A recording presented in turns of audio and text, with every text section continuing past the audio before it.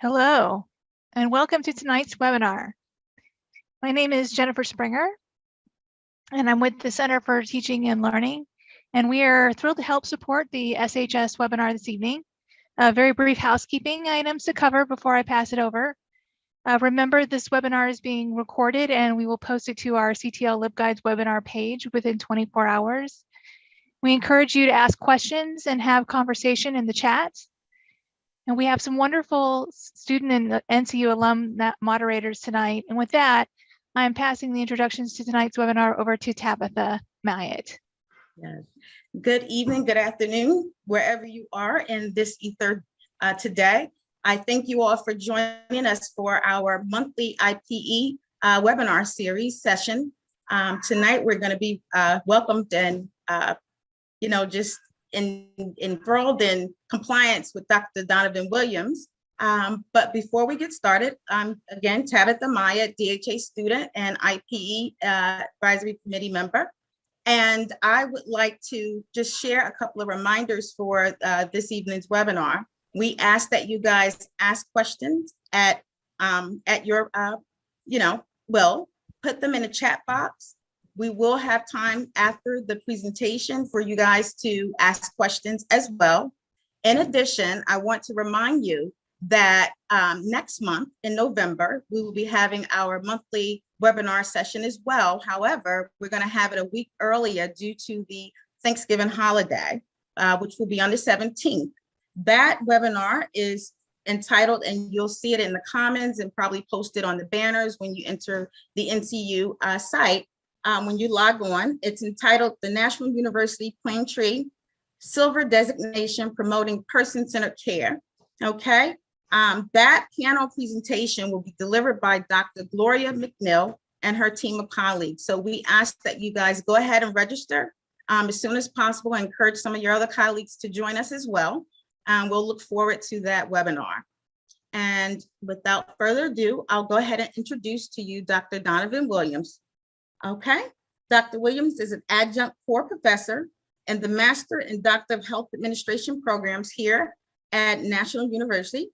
His research focuses on exploring and addressing health disparities associated with racial, socioeconomic, and sexual minority groups and populations.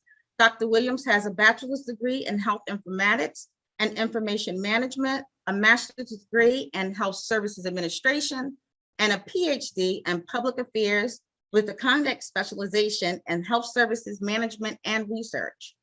During his studies, Dr. Williams has also obtained several industry credentials as a registered health information administrator, certified HIPAA privacy and security expert, hence the presentation this evening, as well as healthcare information security and privacy practitioner, and is also certified in healthcare compliance. Dr. Williams has over 10 years experience in health information management, health services administration, and compliance, and has served in a number of leadership capacities, ranging from health information manager at large university medical centers to regional compliance administrator as well. In his free time, Dr. Williams likes to binge watch his favorite TV shows like The Big Bang Theory and The Office. So we welcome you, Dr. Williams, and I'll let you take it from here. Thank you. Alrighty, thank you so much, Tabitha. Good afternoon, good evening, good night to everyone. I am so happy to be here with you all this evening, and I'm so glad that you were able to take some time out of your very busy schedules to discuss interdisciplinary partnerships, collaboration, and really learning how those things work in the healthcare compliance landscape. So my name is Dr. Donovan Williams, and my presentation this evening is titled Compliance Alliance, Leveraging Interdisciplinary Partnerships to Promote Compliance in the Healthcare Environment. So just a little bit about me, as Tabitha just shared. I have over 10 years experience in healthcare and healthcare information management, as well as health services administration and healthcare compliance in a variety of settings to include acute care, ambulatory care, veterans affairs hospitals, as well as multi-site and multi-specialty enterprises. I received my bachelor's degree in health informatics and information management the Florida A&M University in Tallahassee, Florida, then went on to pursue my master's degree in health services administration and doctorate degree in health services management and research, all from the University of Central Florida in Orlando, Florida. Go Knights. And I also had the opportunity to obtain several industry credentials, those listed by Tabitha, my RHIA, CHPSE, HCISPP, and CHC. I know, OMG. I get tired of the abbreviations in healthcare as well, but we use them so often, right? So just a little bit of a little bit of an overview of what we'll talk about this evening. So we'll talk a little bit about collaboration and what that looks like just as a general concept. We'll talk specifically about interdisciplinary collaboration and what that means in the healthcare landscape. We'll talk about some things to consider when collaborating, just tips, tricks, things to remember. Then we'll shift gears and talk a little bit about compliance. We'll walk through the purposes of a compliance program in healthcare. We'll talk about the 7 essential elements, and then we'll kind of go through some interdisciplinary collaboration in action. So we'll have some time to kind of talk through some various scenarios that might occur in the healthcare compliance landscape and how interdisciplinary collaboration is used to resolve those issues that may arise, okay? And just so you all are aware, I much prefer kind of, just interactive and engaging presentations. So if at any point, I can clarify something, like Tabitha and our CTL support indicated, please feel free to use the chat. Please feel free to ask any questions that you might have.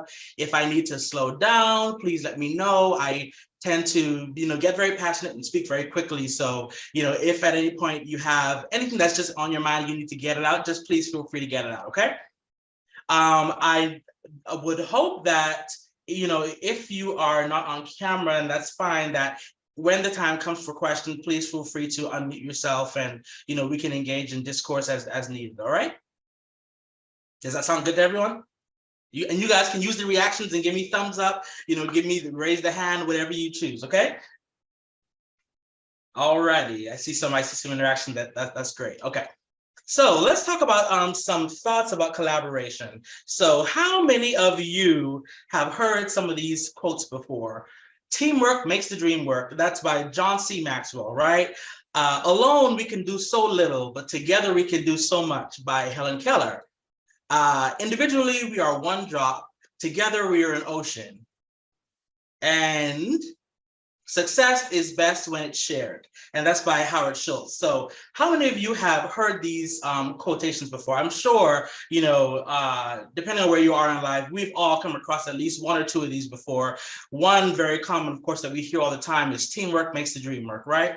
And, when you think about it, we collaborate in so many facets of life, and we'll talk a little bit in a second about kind of all those various scenarios where we do collaborate, but you realize that it's inherent to who we are as humans. We are very, very collaborative creatures. It's almost critical to our survival, I would say, right? Because there's nothing that I don't know everything about everything. And so I will have no problem leaning on someone else who may know something about something that I don't know, so that we can kind of share in that collaborative effort, okay? So let's talk about the fundamentals of collaboration. So Dr. Abe Agbanyem in 2015, he published a book that focused on the fundamentals of collaboration. And there were 5 concepts that Dr. Agbanyem indicated kind of underscored collaboration, those being trust, respect, willingness, empowerment, and communication. So when you think about trust, right, you're much less likely to collaborate with someone if you don't trust them, right? I mean, think about it. When we go through our day-to-day lives, if there's people that we don't necessarily trust, whether that be with our own personal information, whether that be with, trusting someone to help us at work, if we don't trust someone, we're much less likely to collaborate with these individuals. But on the other hand, right, you may need to collaborate with someone in order for you to gain that trust in someone, right? So you're going to need to engage with this person much more frequently. You're going to need to, lean on this person much more frequently in order for you to develop that shared trust.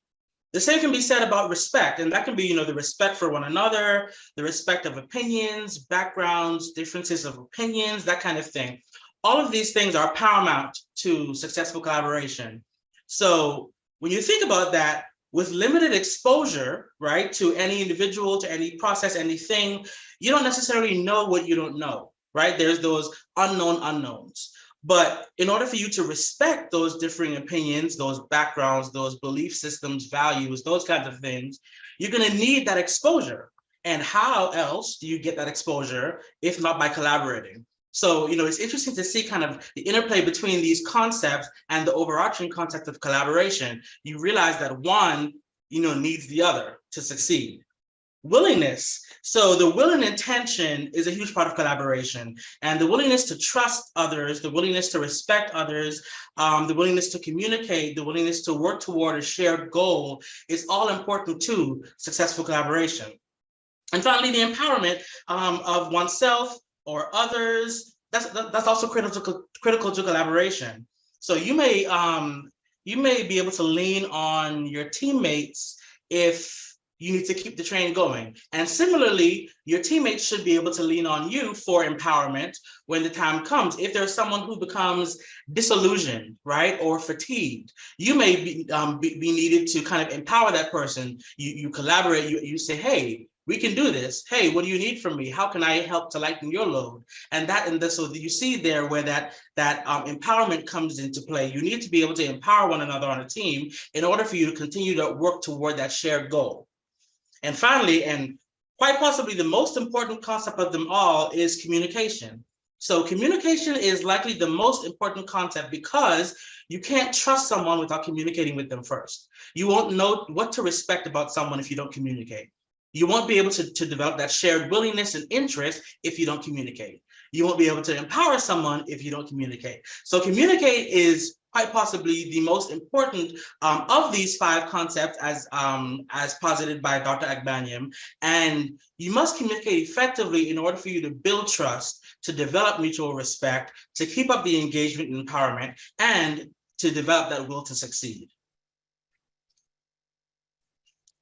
So these are just a few, and of course, this is not exhaustive in any way, right? But these are just a few of the common areas where we may collaborate in various industries and throughout life. So let's talk through some of them for a second. So if you can, go to the chat or unmute yourself, but what might be some ways where you might collaborate in school, whether that be, at the grade level, whether that be at the university level? What might be some occurrences or instances where you may need to collaborate with someone?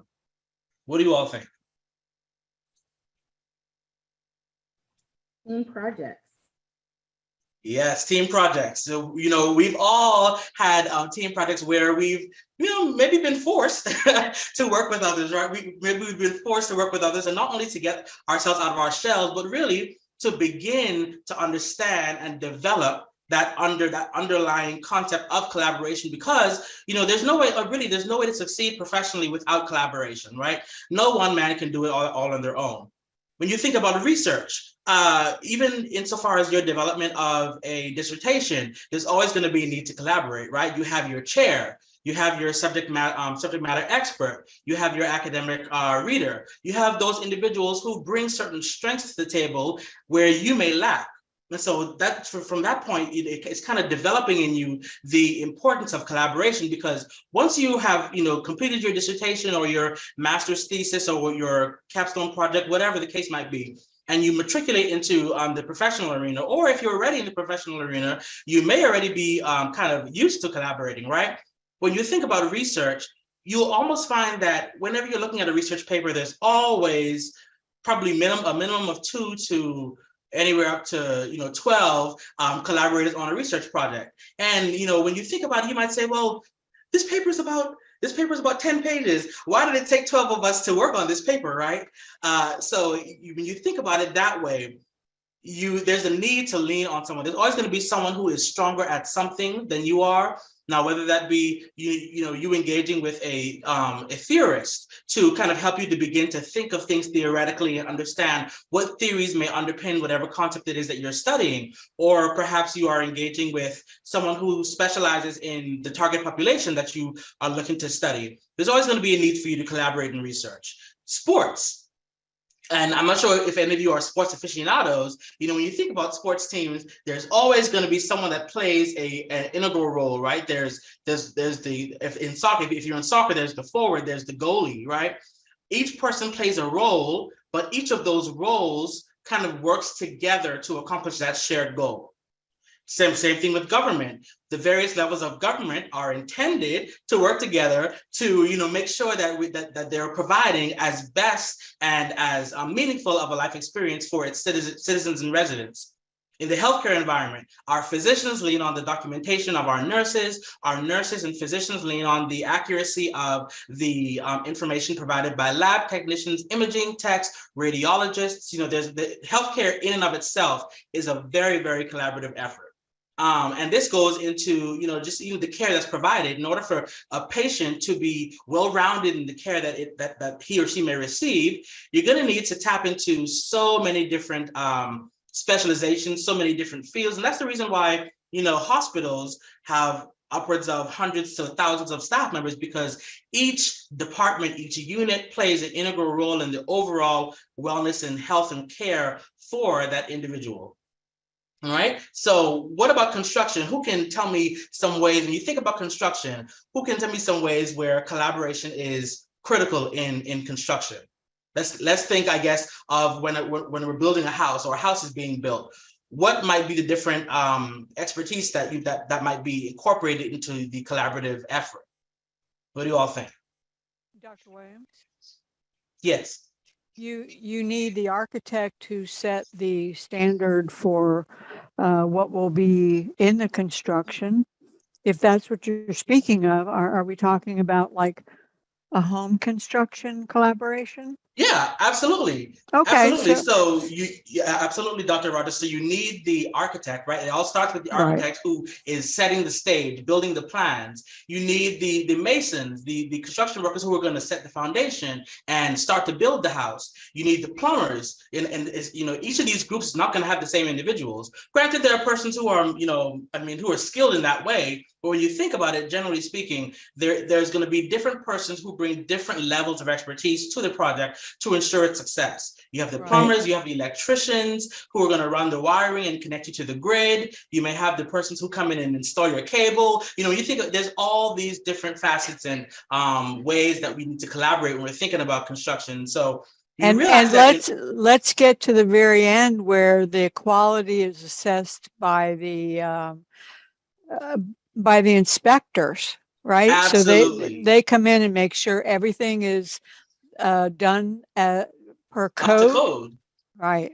Exactly. So you have the inspectors and surveyors who come in after the fact to make sure that before we allow this person to inhabit this space, we need to make sure that everything was done in alignment with the codes and regulations that are set, those quality standards that are put into place. And, that's kind of what healthcare compliance is all about, right? Making sure that everything that we're doing, all the practices that we're engaging in are in alignment with the codes, the regulations, the rules, laws that are put in place, not only by the federal government or state statute, but also just by the organization itself.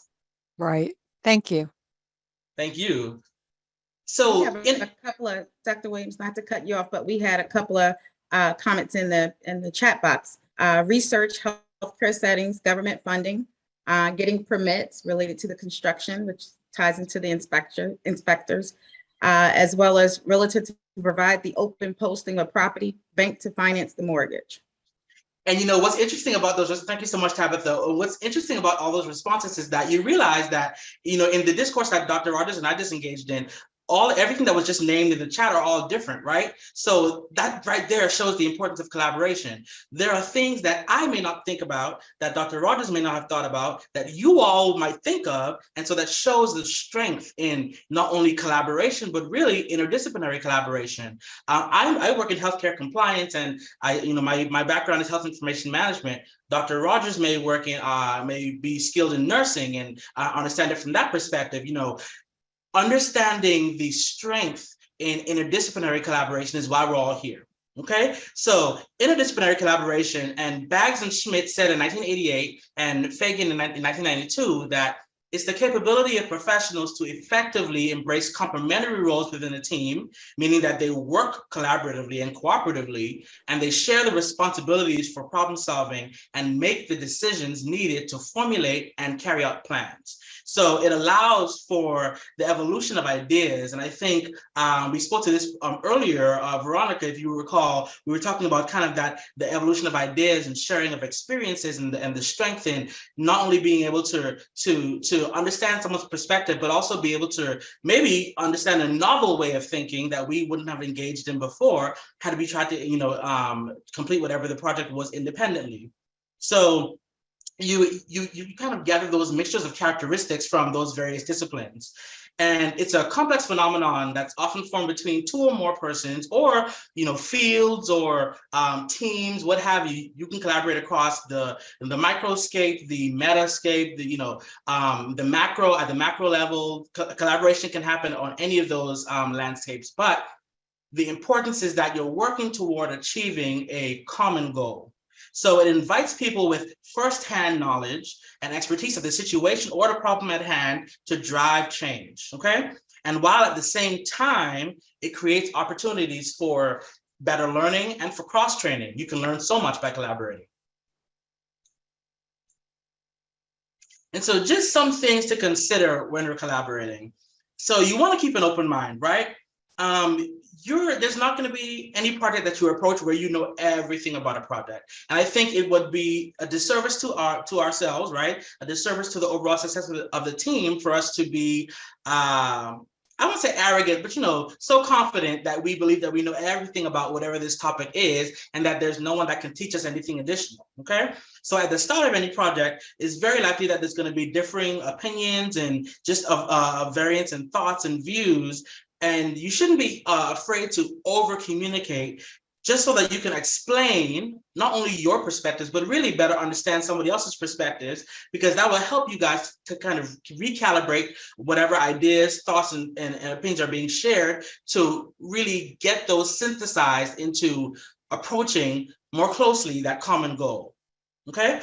Collaborators should also be supportive of that common goal. And, collective impact, and that's the overall accomplishment. What is it that we're looking to accomplish? That necessitates coordinated actions. So actions toward the common goal should always be coordinated among the group, okay? There's no one person that should not know, what the other person is doing, right? When you're working on a team. I know, of course, we know that old adage, don't let your right hand know what the left hand is doing. That's not what we're talking about here, okay? That's a completely different situation. What we're talking about here is the strength in collaboration and knowing, what the other persons on the team are doing and how their contributions can get the team closer, not only to maybe developing that common shared goal, but really to accomplishing whatever that shared goal is. It's really paramount to the overall success of the group. And, don't be afraid to speak up.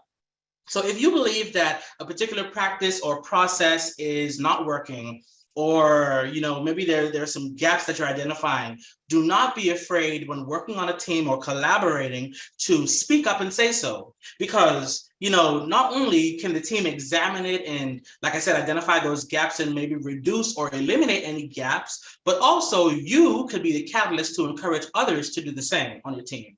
And the strength in that is really not only being able to openly express your views, but really creating an openness among the group to know that, hey, we can share our opinions, right? We can make recommendations. We can even be critical of whatever it is that they're working on. But my colleagues will respect me enough and respect my opinions enough to consider what I'm saying. My colleagues trust me enough to understand that what I'm bringing to the table could be vital in the success of this project. And so it kind of goes back to those underpinning concepts that we discussed, that trust, that empowerment, the willingness, the communication. It's really all working together to make sure that we can all accomplish that shared goal.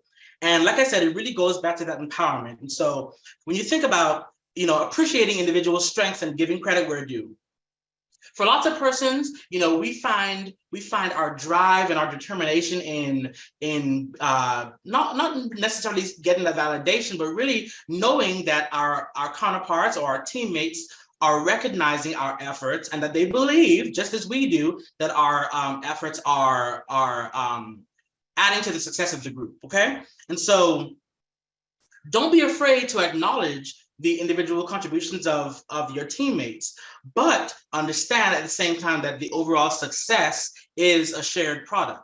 And so when you think about that on the flip side, if you're the individual that's inputting all the hard, all kinds of hard work, and you feel as though your efforts are going unnoticed, that's not a time for you to, take it as a slight or, become to become offended at the fact that your efforts may not be just readily acknowledged. But it's really important to understand that the overall success of the group should not be undermined, right? The overall success of the group is the group's success, regardless of the fact that you may have input, 60% of the work, the overall product is the result of collaboration. And so you have to be very careful about, when you're thinking about appreciating those individual strengths, because at the same time, you have to make sure that it's emphasized among the group. And, that goes back to that communication, that it's emphasized among the group that the overall success is that of the group and not of any individual. So now let's shift gears for a second. So we talked about collaboration and kind of what that looks like in healthcare and what that looks like in everyday life.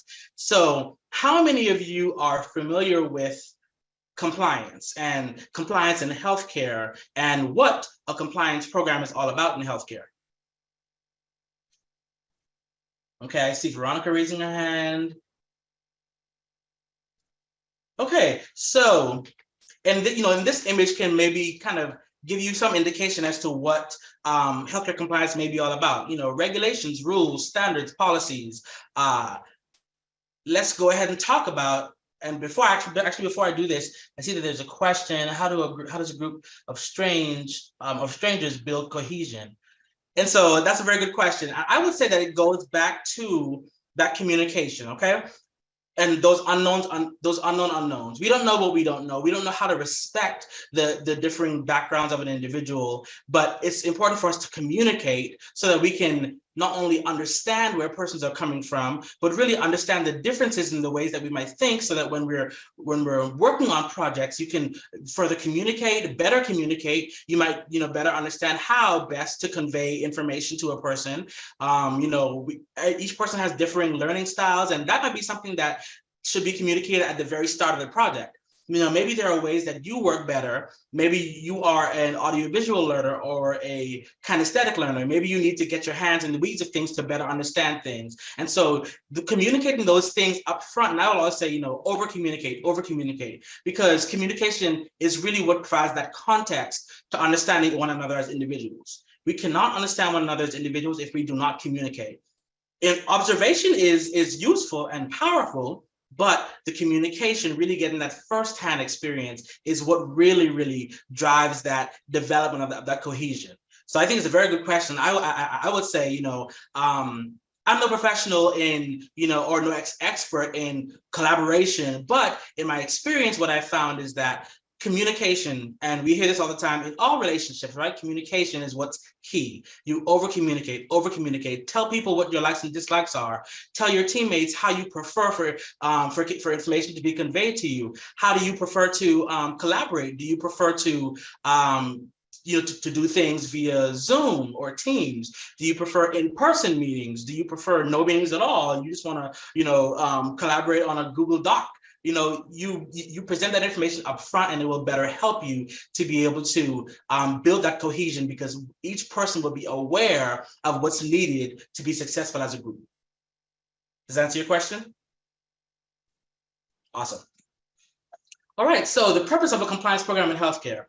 So a compliance program at its core, and I'm not sure if any of you are familiar, and you probably are, with Enron, right? We all know about the Enron scandal from decades ago, where Enron was engaging in fraudulent activity, kind of padding their assets, that kind of thing, and really trying to posit as though they are, or posture their company as being valued at this amount, when really that's not even the case. And so they were engaging in fraudulent activity. And so that kind of sparked the federal government to put in place the federal sentencing guidelines for organizations that says that organizations must engage in ethical business practices. And this is across the board. All businesses should engage in ethical business practices.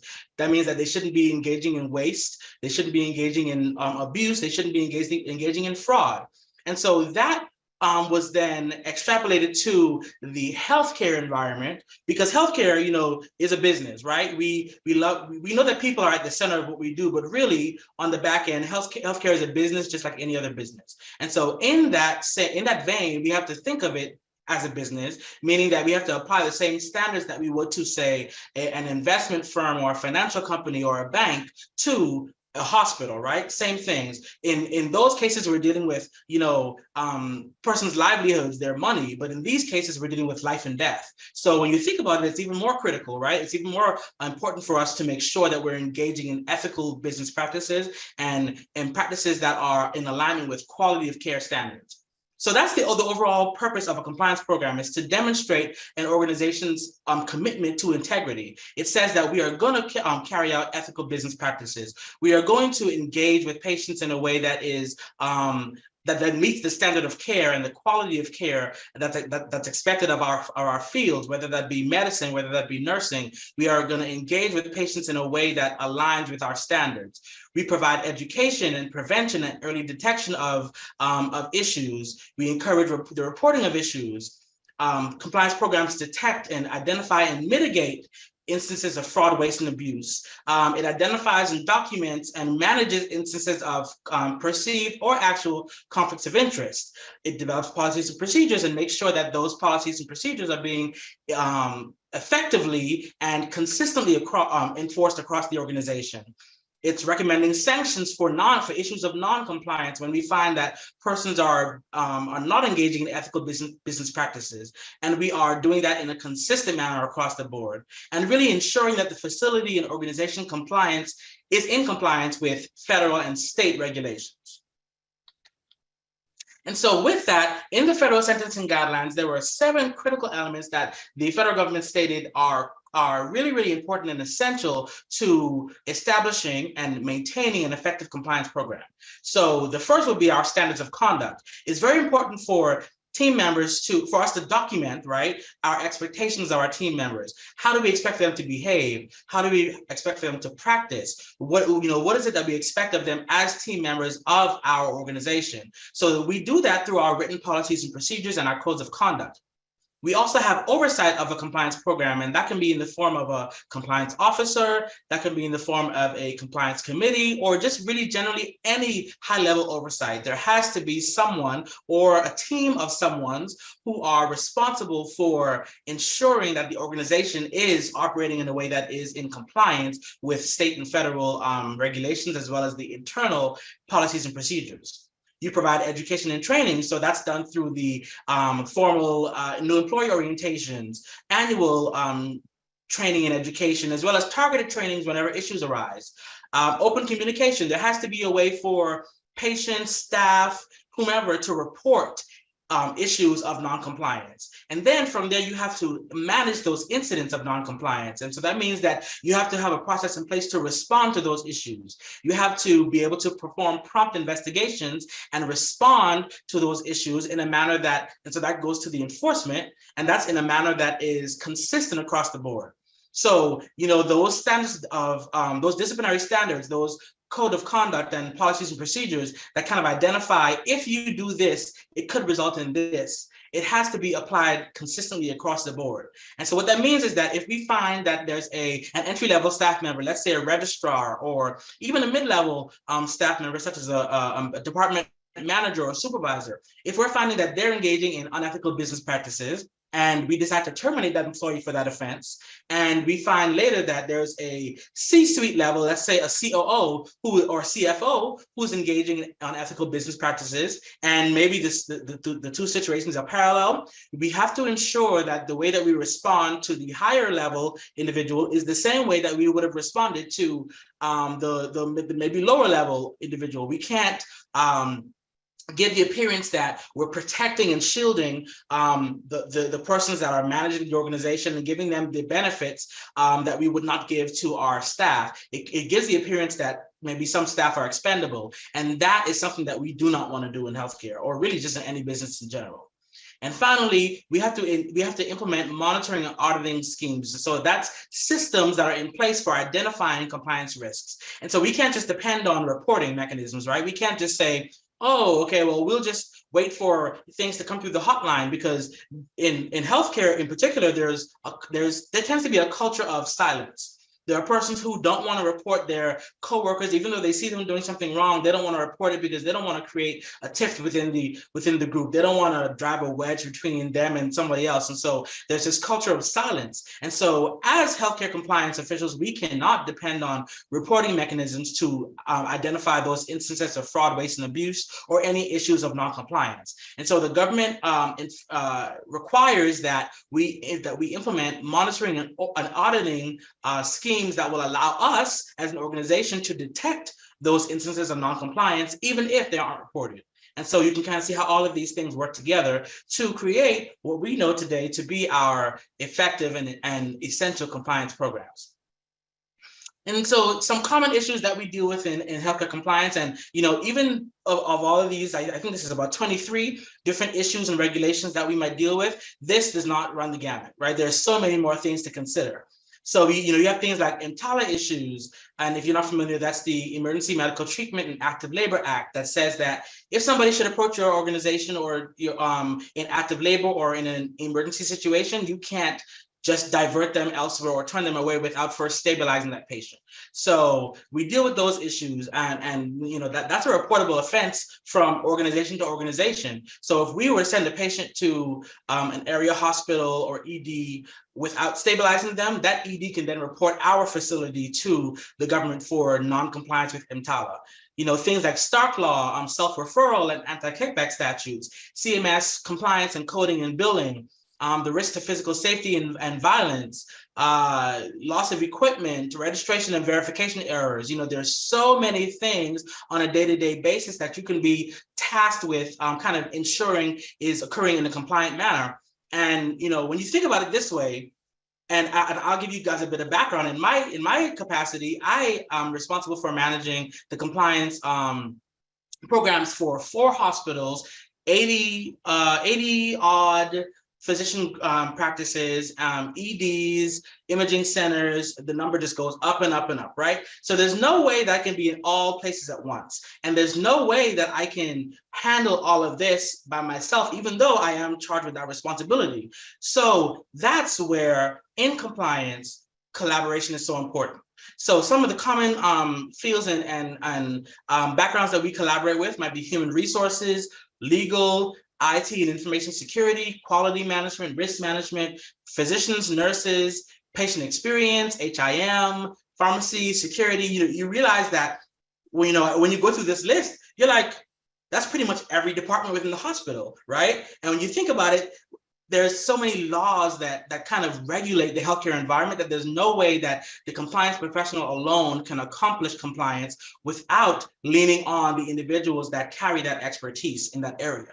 So we may be knowledgeable of the law and the mechanisms that are required to remain compliant with that law, but when it comes to the ongoing monitoring and making sure that those workflows are in place on a day-to-day basis, we lean on the strength of these individuals. But you'll see here, even with this long list, there's one particular group that I haven't mentioned, right? That's our patients.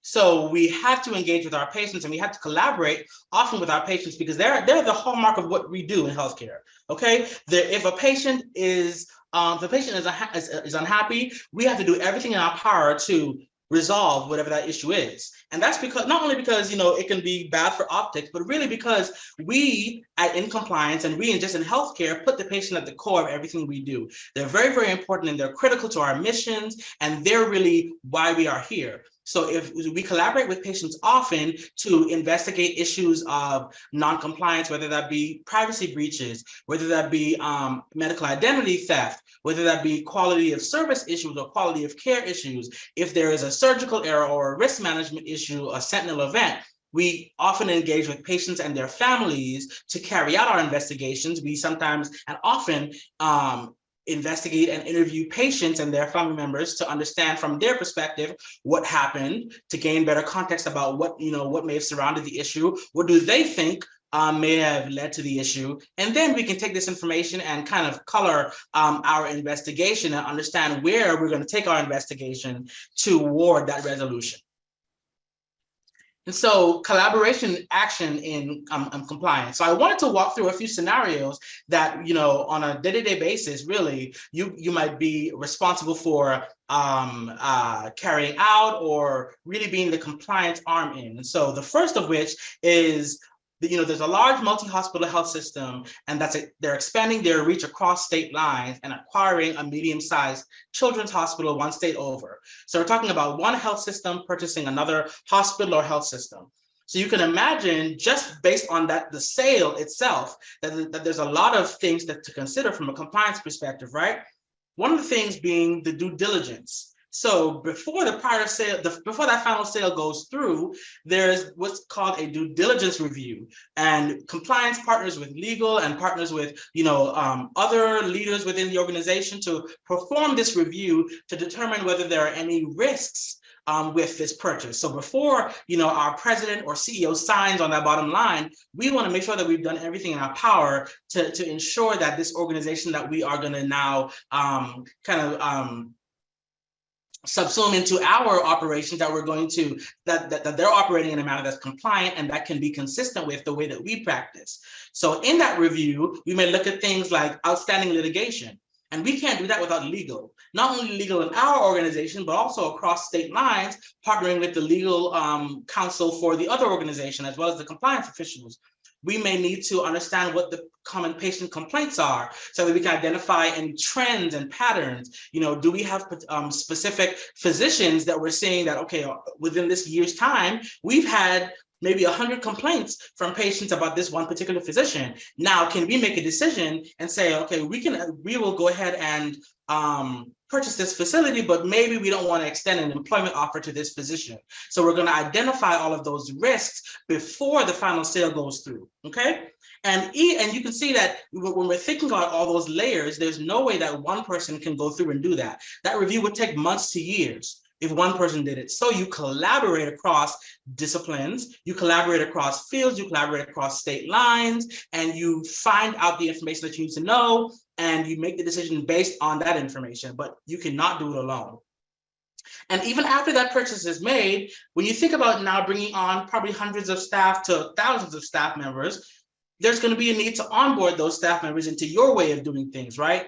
That might require a partnership with HR, with organizational learning, because there's going to be a need to educate and train these new staff members so that they understand what our standards of conduct are, what our standards of practice are, you know, that those codes of conduct, standards of practice, the policies and procedures that we spoke to earlier. It's important for them to now understand how we practice so that when they come in and they join our enterprise, they're also now engaging in business practices that are ethical, and that they don't bring any practices from their old job that may not have been ethical, that they believed was ethical because maybe their compliance department wasn't doing their job effectively enough.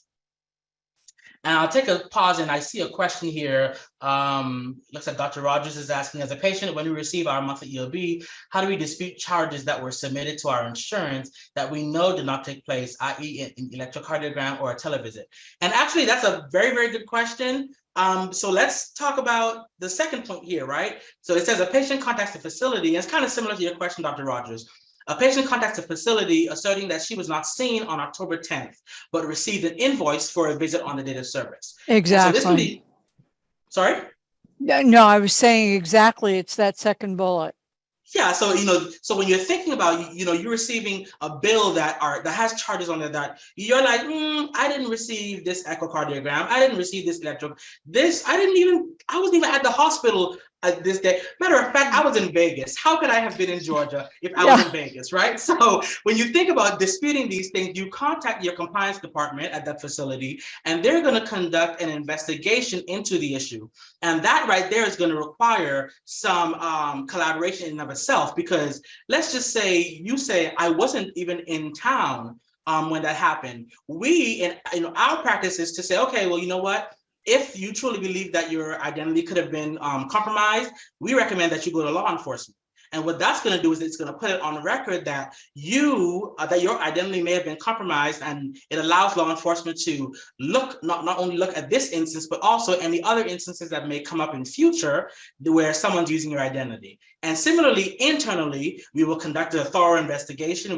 We may partner with security for a review of security footage to determine whether the face on this video matches the face on your ID. And in a lot of cases, we find that these are two completely different persons. We may have an 18-year-old person who came in the facility, but they came in with and told us that their name was Jacqueline Rogers, and that she was 50 years old, and we can't really question that. If the patient tells us, I am 50 years old, she can look no day over 12 years old, but we have to say, okay, this is the information that you're giving us, we're going to have to register you in that way. But that speaks to those auditing and monitoring mechanisms that we have in place to review the information that we're collecting to make sure that it's accurate. And so you have teams on the back end that works in collaboration with compliance, and those might be teams such as data integrity, revenue cycle management, those kinds of groups that are working to ensure that all of the information that's being collected at registration is accurate, that we have documentation to support the information that we collected, that we are checking Equifax reports to match up identities. I mean, it's a very, very complex process, but there's no way that the compliance professional can do that on their own. So you partner with those groups and you entrust them with the authority to kind of perform those reviews to make sure that the information that's being collected is accurate and that the person who's being billed is in fact that person. And if we find that they are not, then we work collaboratively with law enforcement. Not only do we zero out on our end and say, okay, our bad, we do find that this, that this medical identity theft is substantiated and that this was not you. We also work with law enforcement to provide them with our findings so that they can be aware of what we found, and it will help them to inform their future investigations and hopefully bring some justice to the situation. Right. And you read my mind, because the exact thing happened that you said. I was out of town when I received this bill. Actually, it was the explanation of benefits for a Medicare billing.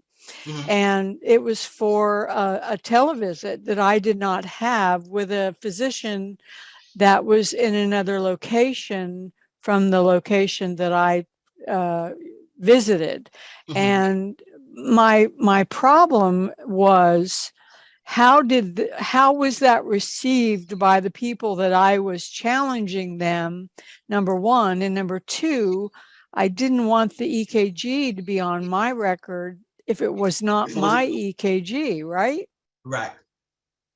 Absolutely. And what's interesting is that with as we move to more virtual services and providing telehealth across state lines, this is going to become an even greater issue. And so it is something that we're watching in the compliance field to look for, because now with these systems that are all interoperable, right? You have persons in Wichita that can, because they have Epic and we have Epic, and maybe a patient went to them a while back and now they're coming to us, they can see those records because, we have this open sharing of information. And so it's going to become an increasing issue where we're seeing instances of misregistrations. Maybe they're pulling down information that they're thinking is this person, but really it's not. We're going to see greater issues of insurance issues where insurances are denying, that they're denying coverages for certain persons because of potential fraud or, what have you. And so it is something that we're watching in the healthcare compliance and regulatory field, because we know that it's going to become an issue as we continue to do business across state lines. Right. So And it's I very think it was a very innocent thing that happened, because I know there's another Jacqueline Rogers in Mhm. my area that goes to the same group.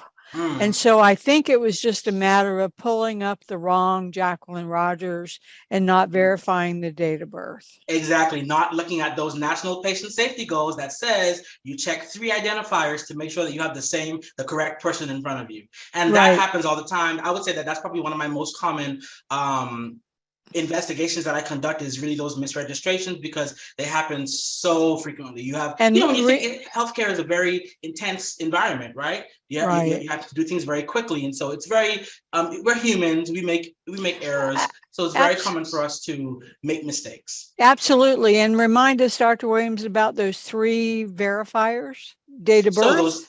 So those 3 verifiers would be your first and last name. That's one identifier. Sometimes there's some confusion that the first name is one and the last name is the second, but really the full name is that first identifier. Your second identifier would be your date of birth.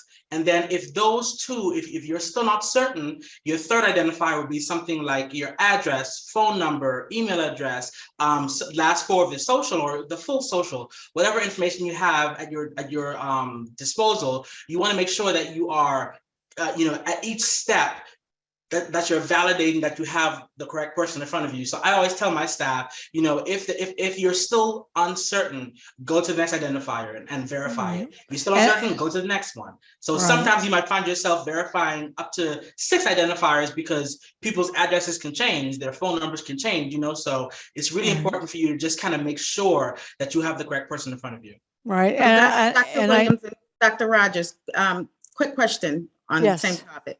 So what comes to my mind, I get a lot, is HIPAA, right? So now that my information has been sent out, but it's been sent to the wrong Jacqueline Rogers, how do we ensure the safety and privacy of the other Jacqueline Rogers? Yeah, it's a good question. This is a day-to-day reality that we're dealing with right now in the Medicare world and Kate. People find out that their information has been sent to another person. Right. It's such a good question.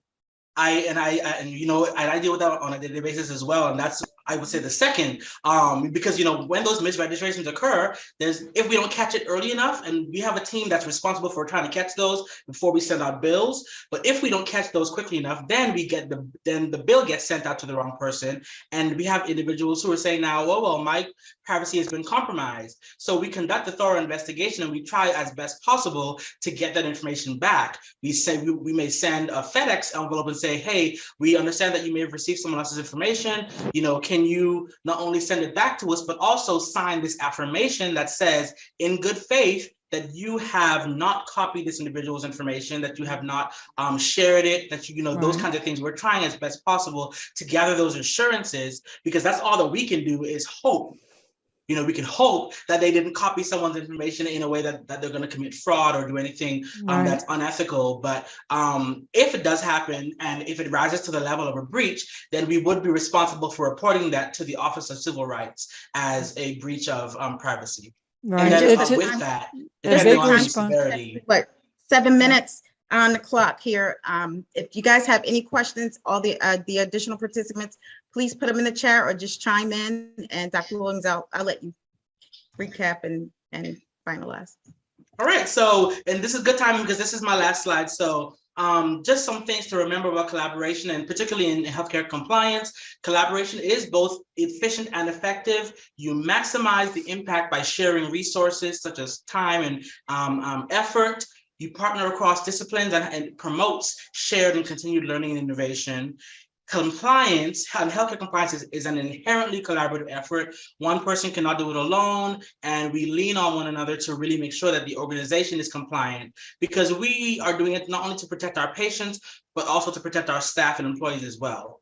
Interdisciplinary collaboration in healthcare mitigates risk, and that could be clinical risk, that can be or organizational risk or operational risk, as well as just really compliance risk, privacy risk, security risks. Interdisciplinary collaboration mitigates those risks because there are going to be things that I may not be able to think of technologically speaking, that I might lean on my information security guys or information technology team to really think of. And so it's really a collaborative effort. Collaboration is ingrained in our very nature. If you are a Sicilian, you may know that the philosopher stated that humans by our very nature are social animals. We are communal. You know, it's really core to our existence, and it's really core to what we do on a day-to-day basis.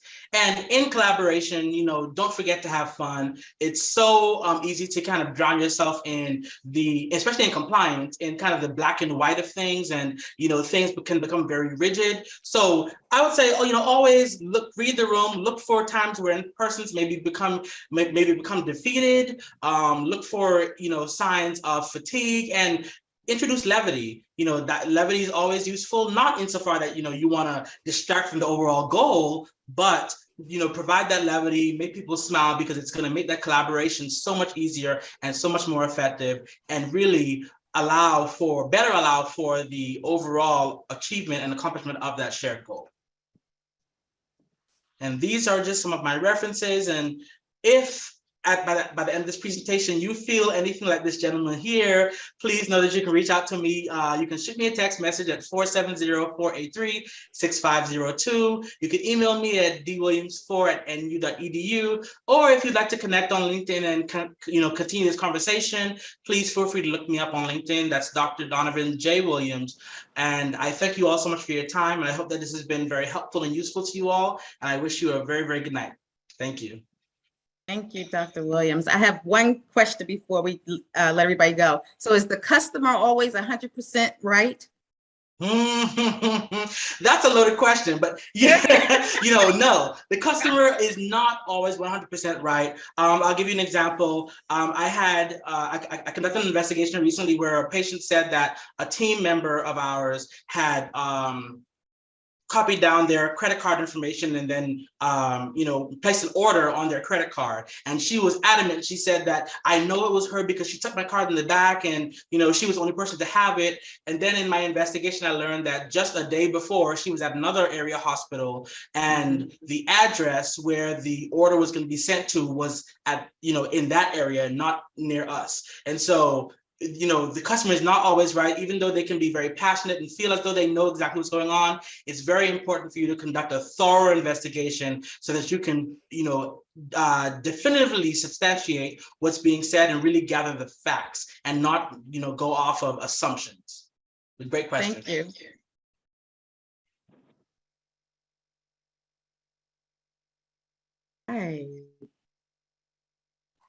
Okay, so let's see here. I don't see any other questions in the chat. Veronica, do you see anything? I don't want to overlook anyone. I didn't see anything. Just a great thank you for Dr. Williams for this fantastic presentation, and Dr. Rogers for having that conversation to kind of explore those things. So thank you. Yes. Thank you all so much. It's been a pleasure. All right, Dr. Mass, I'll turn it over to you. If you have any last minute comments or feedback. You're muted, Dr. Mass. Thank you, Dr. Williams. It was really a pleasure, and great insights and good tips on how to instill trust and get support in that collaborative process. And don't forget to join us next month for our phenomenal panel presentation on the silver designation plane tree that National University has under the leadership of Dr. Gloria McNeil and her team. So thanks, everybody, and good night. Thank you. Thank you.